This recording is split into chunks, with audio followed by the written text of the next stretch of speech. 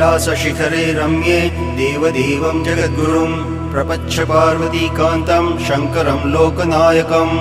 पार्वत्युवाच देवदेव महादेव सर्वज्ञ सुखदायक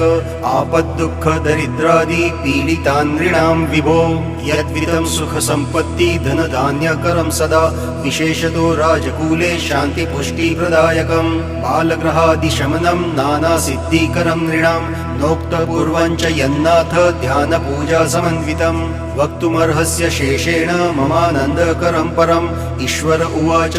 स्तवराजं महामन्त्रं भैरवस्य शृणु प्रिये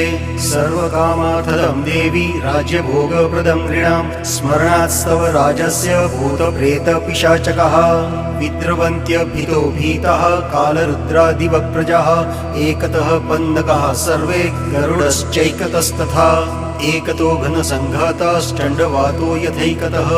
एकतः पर्वताः सर्वे दम्भोलिस्त्वैकतस्तथा